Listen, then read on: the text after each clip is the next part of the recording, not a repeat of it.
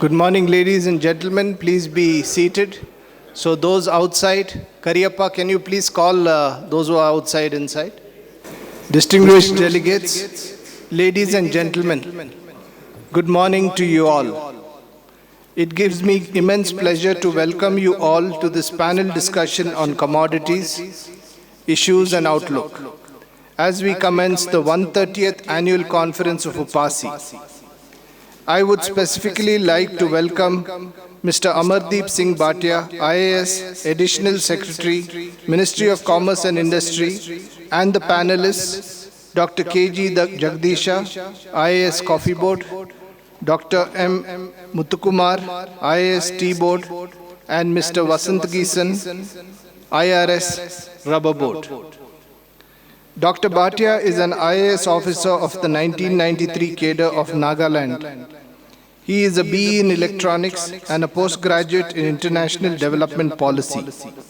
He has served in various capacities in the state of Nagaland as well as under the Government of India.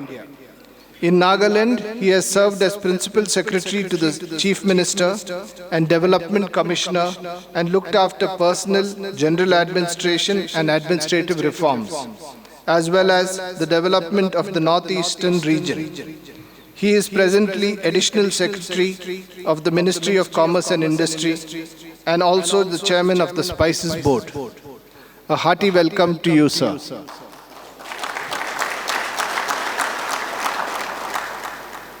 Dr. K.G. Jagadeesha is the CEO and Secretary of the Coffee Board, Bengaluru. He is a 2005 batch Indian Administrative Officer of Karnataka cadre. Dr. Jagadeesha has done his Masters in Genetics and also holds a doctoral degree in agriculture. He has served various important positions in the state of Karnataka, which include Deputy Commissioner of Kalaburgi, Dakshina Kannada District, Managing Director of Rajiv Gandhi Rural Housing Corporation Limited, Deputy Commissioner of Mangaluru. He had also served as the Director of Horticulture, Assistant Commissioner of Kalaburgi Subdivision and Commissioner of Kalaburgi City Corporation. Welcome to you, sir. Dr. M. Muthukumar is the Executive Director of the Tea Board. He is an IAS officer of the 2008 batch of Orissa cadre. He holds a PhD in Agriculture, PhD in Indian Agriculture Research Institute, New Delhi. He did his MSc in Agriculture from Tamil Nadu Agricultural University, Coimbatore. He has held various positions in Odisha government during the last 12 years, some of which are Sub-Collector Gunapur, Additional Charge of Project Administrator, Integrated Tribal Development Agency, Rayagada District, Odisha.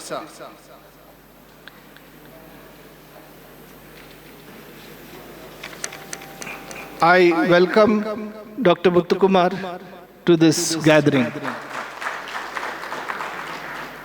Mr. Vasanthagesan is Executive Director of the Rubber Board. Earlier, he worked as Additional Commissioner of Customs in Cochin.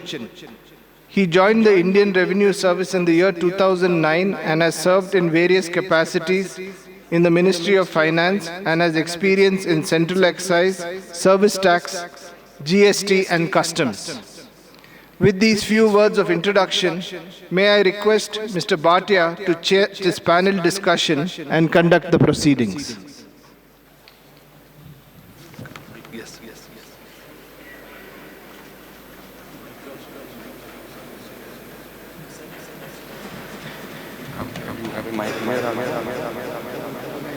No, it's all right.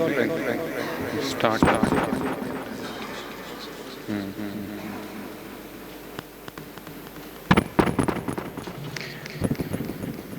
Good morning to all of you.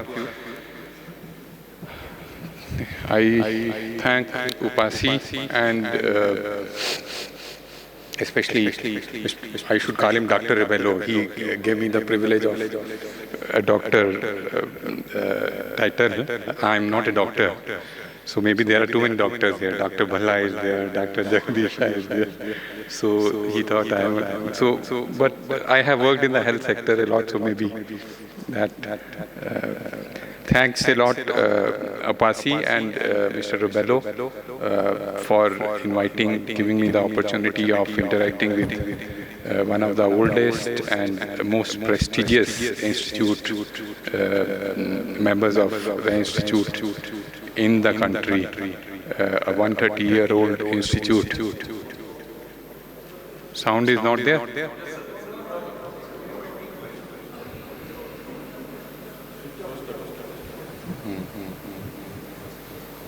So shall I test it?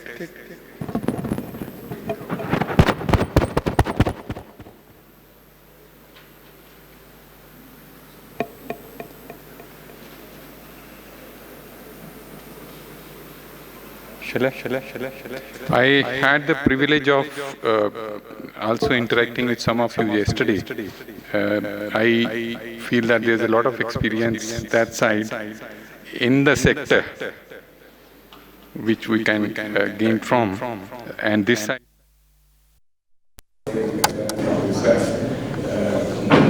Then we impart, we can give a perspective, but we would like to learn a lot from this side. So coming straight to the topic, the topic today is regarding challenges in the plantation sector.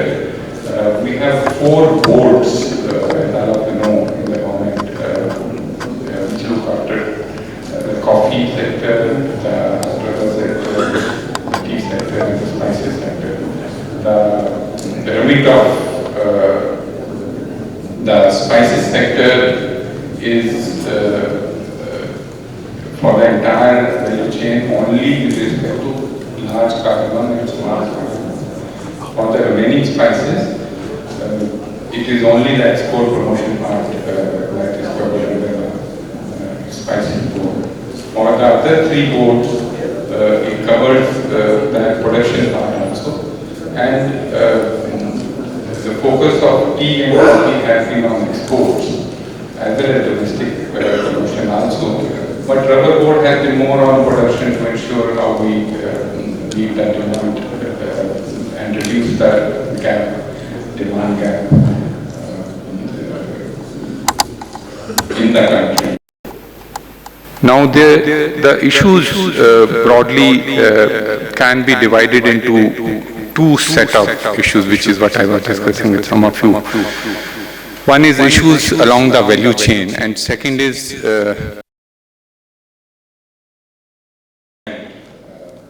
role of government in each of these sectors. Now, there are 2 ways we can go about structuring today's presentation or today's discussion. One is we go board by board. We take up issue by issue and discuss issue based. I think that may be a little better. And in that, I would not only want to limit to the members here, but also take you all also as part of the panel, so that we gain from a kind of a town hall kind of conversation. There are some issues we will not be able to reach any solution. These are issues which are facing us for quite a lot of number of years, some of these issues. But definitely lead to greater understanding on both sides, what are the perspectives as far as the government is concerned and what are the perspectives as far as the private sector is concerned. So otherwise it's very difficult to get this large an audience anywhere on the 4 sectors that we are discussing. Now, as all of you may have heard, the role of the government, broadly the discussions, I'll give a brief on the issues, then we will take up issues. The role of the government is broadly vis-a-vis how the board should function, and also sometimes the question is an existential question for the boards, whether the board should exist or this should be transferred to some other department, the agriculture department, as in many other countries it is being handled by the agriculture department, or it should be more states-driven. So that's one broad set of questions. There are a lot of issues involved with that, with regard to the structuring of the board, how the board should be restructured, the functions then they should have, how much of the regulatory function should be there, with the facilitative or developmental function which these boards should discharge. The second part is with regard to the schemes which these boards run. The schemes also have been under consideration with the government, the recasting of the schemes. There are a lot of concerns about how subsidies should be targeted, how efficiently the government expenditure should be made in these sectors with minimal distortions. So that's the second part. Now, that's when one goes along the issues, goes discussing about the issues along the value chain, then the role of the government also can be discussed here also. So the second broad area about the issues which are facing the sector, the first and foremost issue which one hears from everyone, irrespective of which sector you are in, is the price realization at various points in the value chain, whether it is the growers, whether it is the laborers, or the workers, or whether it is at a higher level, versus the cost of production. Our costs have been rising largely on account of the costs associated with workers. So that's one set of issues. How do we get a hold on?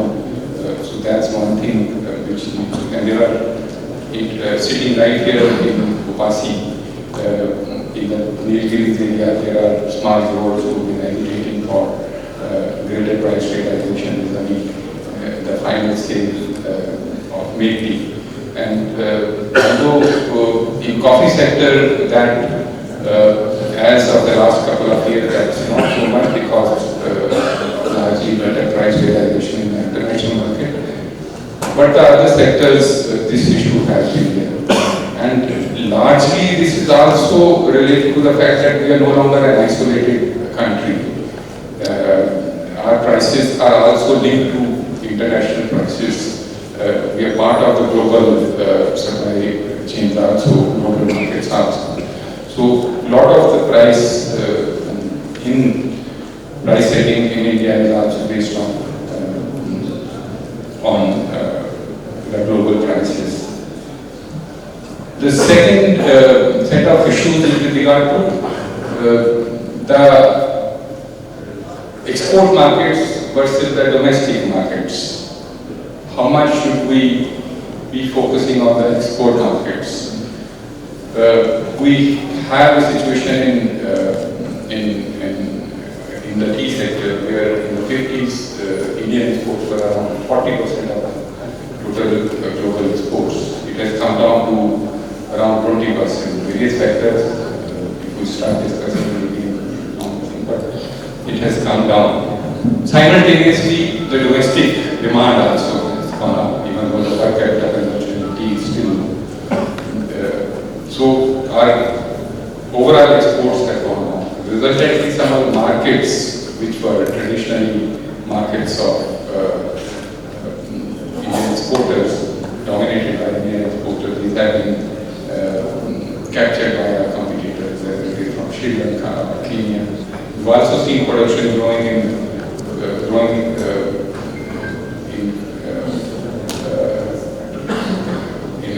a large way in China, largely because of the expansion of area under tea cultivation. In coffee, somehow we have been better. Demand is there both from the domestic as well as the international markets, but exports still constitute the larger percentage. If I'm not mistaken, around 70% of the produce is exported. 70% of the export is exported. Spices also, we have been the spices world since ages. Like India became one of spices trade. Portuguese came. So it's been for centuries. India has been a dominant player. But there also competition is coming in, and although we have put around $4 billion of exports, which is happening, but how much more ambitiously can we cover? How much more we can do there? That's that. So exports versus domestic markets is something which is the other play. The third set of issues is in the export markets, again linked to the export markets, is how much of the value chain can Indian companies capture, can go up to large part of our exports are bulk exports. We have bulk tea exports, we got green beans exports. So how much more can we do of the entire chain? So that is another issue. The third set of issues, so I'm considering the value chain part as part of the export versus domestic market issues. Third set of issues broadly is with regard to the quality part of our produce. Quality and sustainability aspects of what we are producing. There are greater pressures, greater demand from the importing countries, especially the EU and some of the Western developed countries, with regard to our exports being exports having lesser and lesser residue tax. My standards are becoming more and more stringent. In order to keep pace with it, how do we ensure there is a balance in the chemicals we use, the controls that we maintain in the production cycle. So that's one major issue. At the same time, we have new regulations coming in, especially in the rubber and coffee sector, with regard to deforestation. So if we have to increase production, increase areas, or in fact ensure that the existing areas also not get impacted on account of that, how do we deal with it? Our Indian Institute of Plantation Management has been looking at it, but this is another set of areas which we need to be aware of and look at. So there are other issues also which can be discussed, but I think this should keep us busy for the next one and a half hours that we have between us. 1.5 hours. So if you all agree, I think we can start the discussion on issue-wise. We can start with maybe the price realization versus the cost of production facing the various sectors. So I request the board one by one, because the manner in which they are dealing with it, the manner in which the issues are being placed, the underlying issue may be similar, but there are nuances, there are differences in the way they are being faced and being addressed also.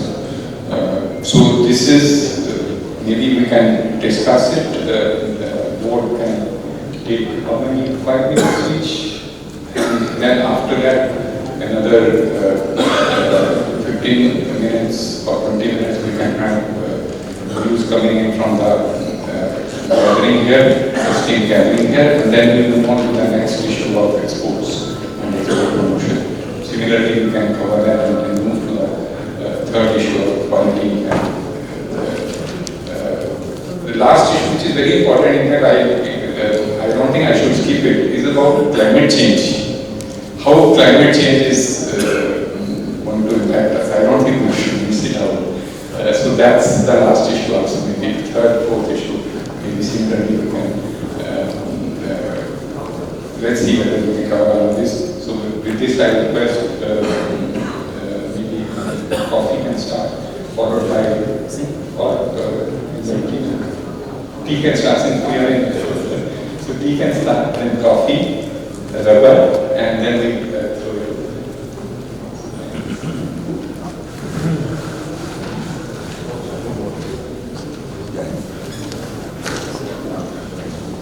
Good morning to everyone. Our respected National Secretary, Sri Amardeep Singh Bhatia, sir, Chief Executive Officer,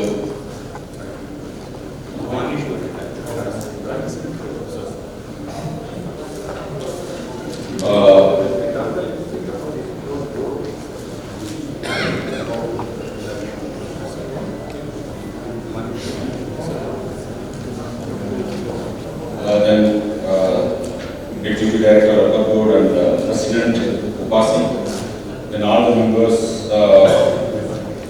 from the UPASI, welcome to all. Also, I also thank you UPASI for all this AGM for issue challenges, particularly in the sector. Already our National Secretary is already elaborately informed to the House what are the issues actually in all the sector. Maybe the issues is common for all the sector. The tea board, maybe we know the board, last 70 years the tea board is working on the welfare of the sector, the industry, both the promotion and development throughout sir, the issue, some price realization issue, export and market, domestic market, what are the issues like value addition? I will start with the price realization. You know, the tea sector, we know that every year our production is approximately 1,400 million kgs throughout India. Of that, particularly in South India, we are in 225 million kgs, approximately 225 to 230 million kg. Out of that, our export in India, it is Assam today, it is maybe 240 million kg or 241 million kg. Maybe our vision for the 2030 is 340 million kg with a worth of $1.5 million. But maybe in 2018-19, our maximum export is approximately the 260 million kgs. But in recent years, it is reduced. But I am here told that the South India, particularly in South India, is the 50% we are contributing out of the 241. Maybe we are contributing in 2015, it is 100 million kg. But in recent years, it is reduced. Maybe now it is 83, 85, maybe 90 million kg we are exporting. Maybe out of that, maybe 20-30% from orthotax, then 50-60% from CDC, then our specialty green tea exports are very, very minimal. That is the overall export and production India and also South India. In case price realization, because of we have the three type of different classification of industry. One is the estate, you are belong to that. Then second is our bottle leaf industries. They are also sourcing the leaf from the green leaf, and some of the industry may be small tea growers, they are operating mini tea factory, that. Here the price difference is very huge. Suppose maximum the tea, the made tea, is developed from the estate, it come to the action portal, maybe the rate is maybe 250 or it go up to 300 rupees. But in case of bot leaf, you compare the bot leaf, within the bot leaf also the private bot leaf, then government run, INCO-serve, suppose. The rate is totally different. Maybe last month it is 78 rupees for INCO-serve, the bot leaf maybe average is 90 rupees. That is the price realization of the made tea. They directly impact our grower price. Maybe, suppose 98 rupees, we will realize the price from the auction portal or private sale, then our farmers will get approximately 12 rupees, maybe 11 rupees per kg. Then we will come to that price realization with sir told cost of cultivation. Suppose we will get per kg for the green leaf for 10 rupees or 11 rupees, then how the farmers will get the remunerative price? That is the main crux. Therefore now, not only South India, everywhere, some type of farmers, they are asking to the board why we are cultivating tea, why we want to shift other crops. Therefore now that is a very, very realistic. But some of the estate factory, you are giving the very good price. Suppose some of the factory they are giving 30 rupees per kg, 30 rupees, 25, from 25 to 30. But barley why they are not giving? What is the issue? It is a good manufacturing practice or good agriculture practice or quality of the leaf. That is the issue we want to discuss. Then we improve that good agriculture practice in the STG level. Here South India is very, very important.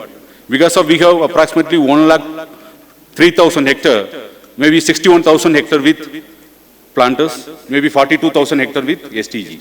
STG, maybe we have approximately 50,000 STG, small T growers. Maybe in big growers in South India we have some 250 numbers, estates. Then their holding also very small. That is another issue. Suppose in case of approximately average of South India, tea estate is approximately 250 hectares, but STG it is only 0.7 hectare. It is a totally fragmented. Therefore, government also taking the step to organize them as a group, farmers producer company. Then they will also follow what are the good practices, the plantation, the estate sector you are following. We will also replicate to them for the cultivation to reduce the cost of cultivation by using the farm mechanization. Because of compared to North India, South India, again another factor, cost of production, maximum related to the labors. Because of the tea plantation compared to fertilizer application or weedicide application, the labor for all the operation, because of the tea is the throat, continuously we want to make agronomic practices in 365 days. Therefore, the labor charge is very high. Suppose total cost of cultivation 70% from the labors. Then availability of labor is also very minimal in South India. Therefore, now we are also, government also moving towards the farm mechanization, collectivization of STG. Then we will also try to reduce the cost of production. Then it is possible for some type of price realization. Then quality. It is also comparable for all the three, bought leaf by the private and estate factories and bought leaf by the government side. That's three level we want some improvement. Then another major issue, particularly we will talk about particularly in plantation sector, particularly in estate sector. Suppose in India we have 6,24,000 hectares of tea. Out of that, maybe 4.24 lakh hectares with large growers. Only some 2.02 lakh hectares with STG. Maybe throughout India we have the 2.34 lakh STG, but the land holding is only 2.2 lakh hectares. But you have maybe throughout India 1,500 very big growers, but your area is 3.24 lakh hectares. But the contribution, production, from your side, it is only 665 million kgs, but from STG, it is a 750 million kgs. Because of the estate, another major issue, cost of production, price realization, the productivity is decreasing because of age-old plants. Maybe your plantation is 50 to 80 years old. Therefore, that is also very important. Otherwise, in subsequent years, it is possible for tea cultivation to reduce the production and productivity also. That is also major issue. Therefore, tea board also working towards to reduce the cost of production. Because now the cost of production is increasing. Production will decrease, then it is possible for some price realization. But whatever cost of production we will reduce, that quality is very, very important. Therefore, estate, okay, they are up to the mark, they are getting 25 to 35, but in case of pot leaf, it is a very minimal it is 14 to 25 rupees, but in case of government-run in-course factories, they are giving 12 to 10 rupees. Therefore, we will combine the integrated approach to reduce the cost of cultivation, to quality improvement. Then it is possible to achieve that particular issue for all the stakeholders, from estate, from pot leaf, and growers also. This is from my side, sir. Thank you, sir.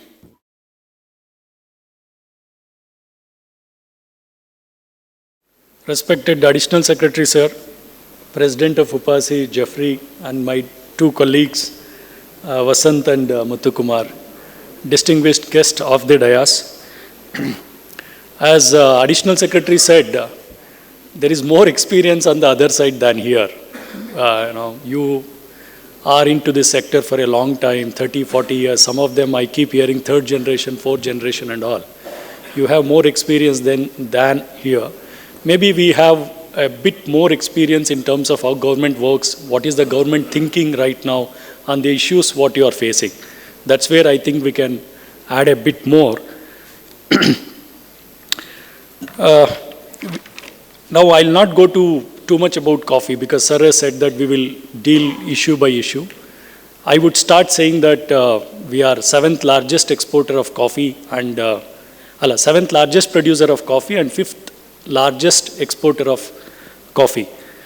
So last 2 years we have been very, very fortunate that the prices of coffee is very good. So the problem what we are facing is less.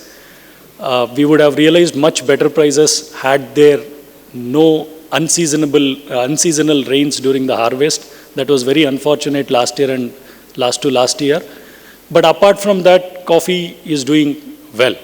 That, as a CEO, it's my personal opinion. And this year also, the monsoon has been very deficit in the important coffee growing regions. We have 50% deficit monsoon. But we hope that if the rain holds from now onwards, still we will be able to realize better because of the better prices. Given that scenario of coffee in India, coming to the issue what Sir has placed for me to deliberate, that is about sustainability of coffee production. That means how do people will put this in different terms, how do we secure a decent living income to the growers? If we want to ensure a decent living income, there are two options. One is cost, another is profit. How do we reduce the cost of production is one way. We can increase the income realized by a planter or a grower by two ways. Reduce the cost of production or increase the value realization. Ideally, we want both. We want to reduce the cost of production and increase the value realized also. So if we look at the cost of production, in my opinion, if we see which are the components which are major cost of production, one is labor. It is almost 60 to 65% of production. Second is fertilizers and pesticides, which is the second major component of our production. Then third is cost of financing. It's very high. The rate at which we procure the loans is very high. Then depreciation is also very important cost. We don't realize, we feel that our coffee estate is established, now it will go for eternity. After 40 years, 50 years, you should start thinking like, how do I replace those areas which are not doing well, both in machinery and plantation, which we don't factor in agriculture usually. That's also a very important cost. And then the other incidental costs. There are so many small costs is there. But this is what on the cost side. So if we want to reduce the cost of production, what are the options we have? For example, labor, there is a huge opportunity for us to decrease the cost. 65% of our cost is labor cost. But many of the time we feel that the way we grow coffee in a very high elevation, steep areas, we think that we can't go for mechanization at all. It's not possible. We will rule out that in a very, very, one stroke. But it's not that we have reached a roadblock saying that mechanization is not possible at all. There is some effort from the government side, there is effort from the planter side. There is always a bright spots. Looking at the government side, we had invited all the IITs to come and look at our plantation and customize or design something which is feasible. IIT Kharagpur, we signed an MOU. We are in continuous exchange of information. They are saying that prototype is ready. They are going to come to farmers' field and demonstrate some of the things, especially coffee harvesting machine. We cannot have an harvesting machines like what Brazil or Vietnam uses because our growing conditions are different. But they are looking at something which can be customized to our condition.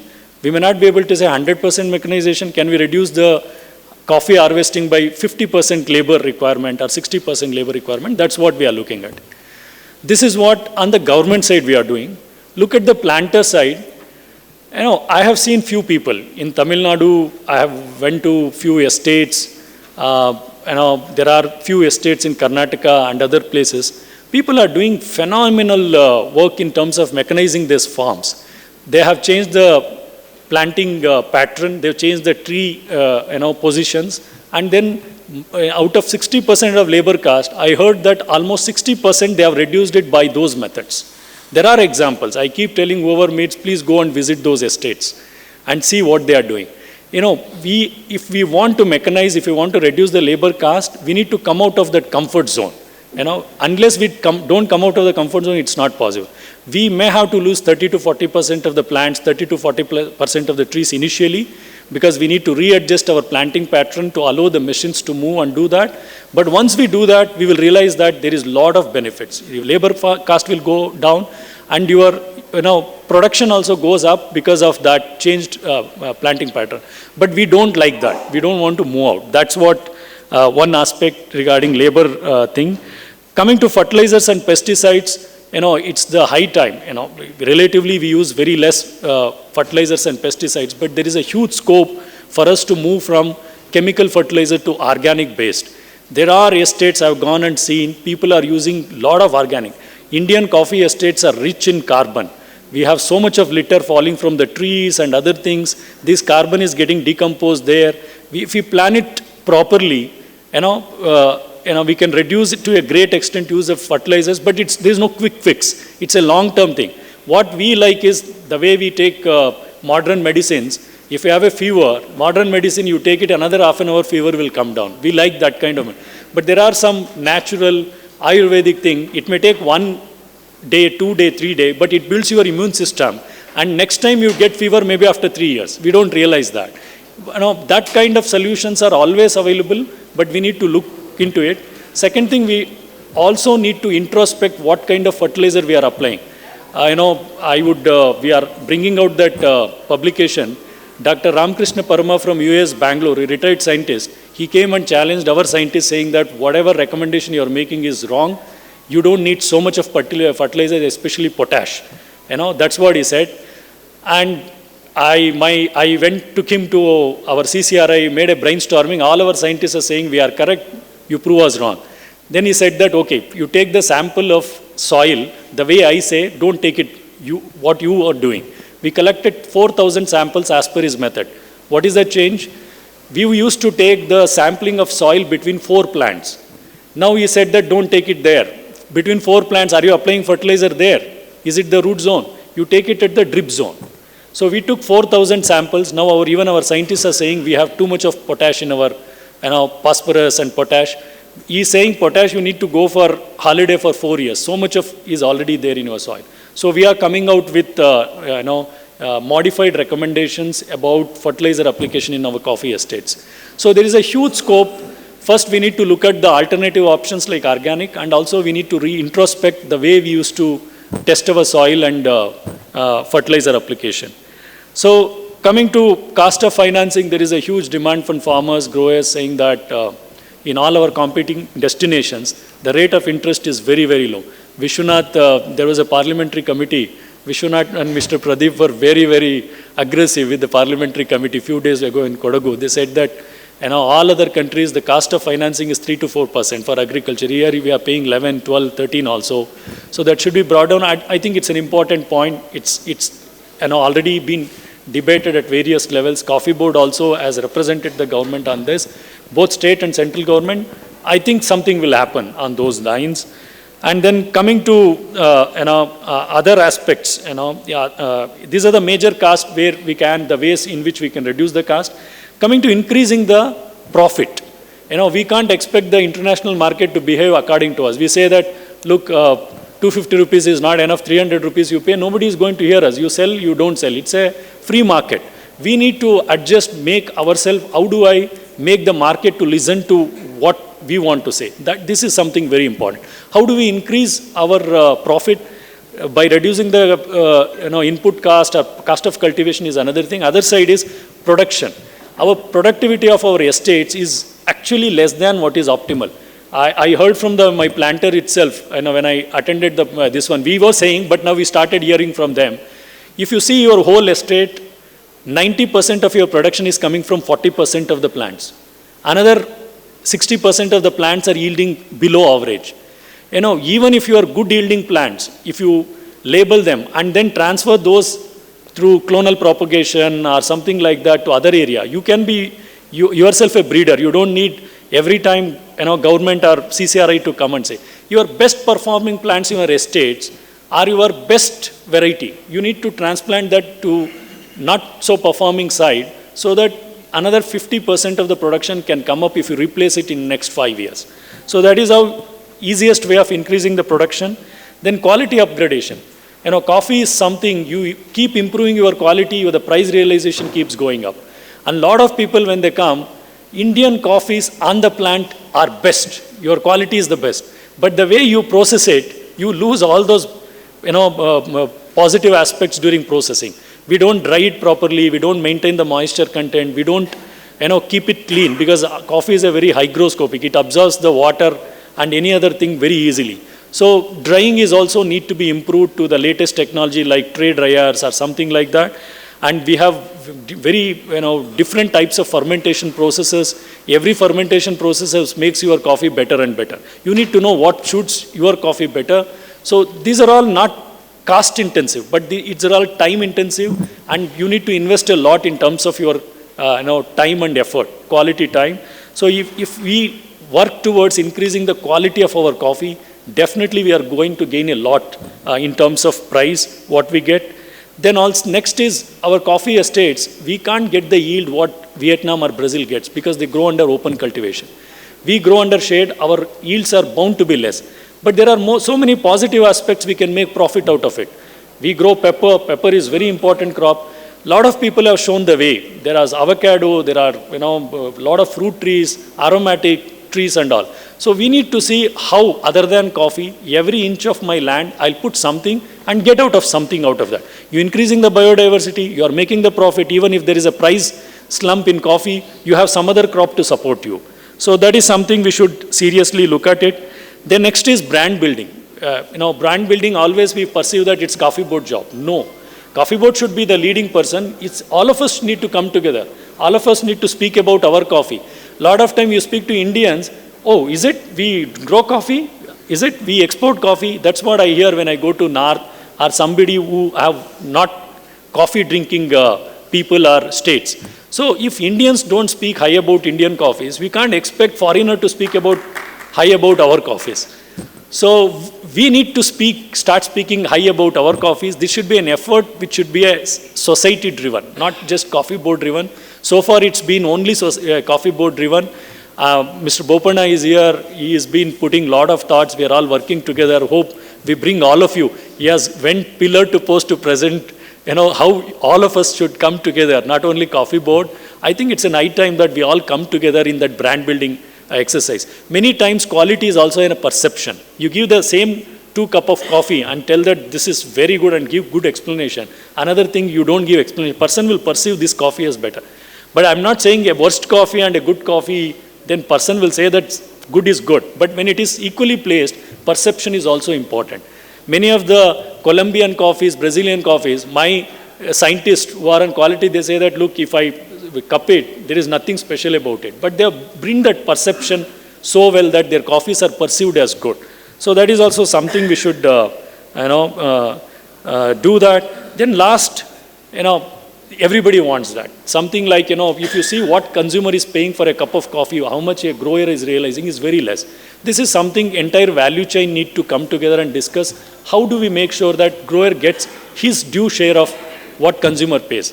You know that World Coffee Conference is coming, delegates from 80 countries will be here. This is going to be one of the core topic. It's not an easy thing in a market-driven is always, there is an unfairness in, market-driven this one. So we need to find some balance and see that how do we bring that parity between what a farmer realizes. I think this is what I would like to put it in brief. Thank you so much.